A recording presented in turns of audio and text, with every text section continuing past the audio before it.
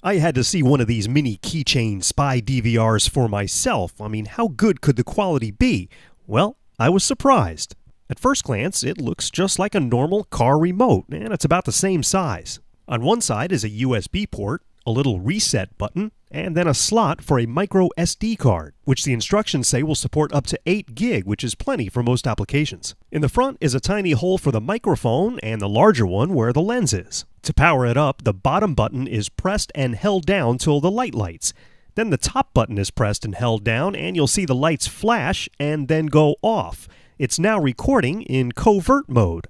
Pressing the top button one more time stops recording and saves it. And since this also takes stills, pressing the top button one more time will take a JPEG picture. And pressing and holding the bottom button again will power the unit off. Now, I did have some issues with reading the SD card while it was in the camera, so I suggest getting a micro SD card reader, and you'll have better luck at pulling the videos off. And speaking of video, this is what it looks like. Now, it's 720 by 480, standard def, 30 frames per second. The audio is pretty good, too.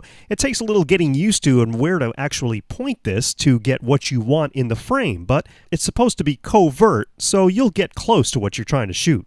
A text file added to the root of the micro SD card controls the date and time display.